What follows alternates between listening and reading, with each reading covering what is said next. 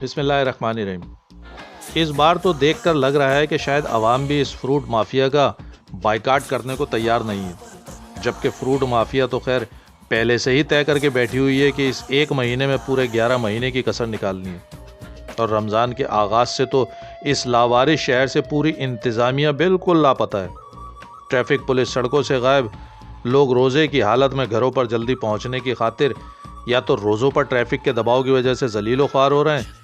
یا پھر بیچارے مجبوراً سڑکوں پر ہی روزہ کھول رہے ہیں۔ بے لگام فروٹ مافیا قیمتوں میں تو انتظامیہ کو منہ چڑھا ہی رہی ہے، دوسرا سڑکوں پر ٹھیلے کھڑے کر کے اینٹی انکروچمنٹ اور پولیس کو بھی کہہ رہی ہے کہ آؤ ہمارا کچھ بگاڑ سکتے ہو تو بگاڑ کر دکھاؤ۔ یہ رودات کسی بنانا ریپبلک کی یا کسی گاؤں دیہات کی نہیں ہے، بلکہ دنیا کے چھٹے اور پاکستان کے سب سے بڑے شہر کراچی کی ہے، جو لاوارث، بے سہارا اور یتیم ہو چکا ہے۔ ایک commissioner, 60 deputy commissioner, 36 assistant commissioner, جو اس شہر کے ٹیکسوں پر کروڑوں روپے تنخواہ اور مراد لینے کے باوجود ایک پرائس کنٹرول لسٹ پر عمل نہیں کروا سکتے۔ عمل تو دور کی بات، اس بار تو ان لسٹوں کو پرنٹ کروانے کی بھی زحمت گوارا نہیں کی۔ پورے کراچی کا وزٹ کر لیں، آپ کو کسی ٹھیلے یا دکان پر کوئی لسٹ نہیں ملے گی، اور اگر آپ نے پوچھ لیا کہ لسٹ کہاں ہے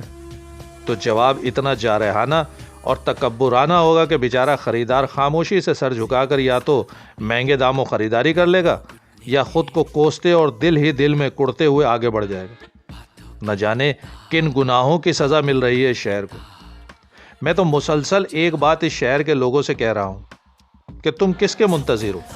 کون تمہاری داد رسی کے لیے آئے گا؟ کب تک لٹتے مرتے رہو گے؟ کہیں ڈاکو تمہاری جان و مال پر حملہ آور ہیں،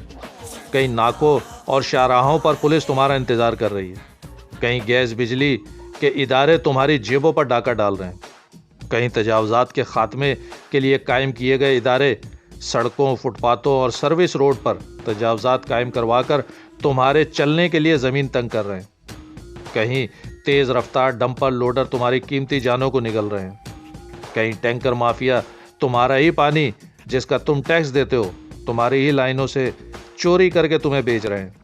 کہیں تعلیم کے نام پر پرائیویٹ اسکول مافیا تمہارا تعلیمی اور معاشی استحصال کر رہی ہے، کہیں پرائیویٹ اسپتال سلاٹر ہاؤس کی شکل اختیار کر کے علاج کے نام پر تمہاری کھال اتار رہے ہیں، اور اس مافیا کی سہولت کار بنی ہوئی ہے فارماسٹیکل انڈسٹری، جو مہنگی ادویات بیچ کر اپنے پیٹ کا ایندھن بھر رہی ہے، اور ان سب پر بھاری ہے یہ ذخیرہ اندوز mafia, dairy farmer mafia, poultry farmer mafia اور فروٹ مافیا۔ یہ سب اس شہر پر ایسے ہی حملہ آور ہیں جیسے قیامت سے پہلے یاجوج ماجوج کی فوج حملہ آور ہوگی۔ ایسے میں ایک ہی راستہ ہے کہ یہ شہر فیصلے اپنے ہاتھوں میں لے لے،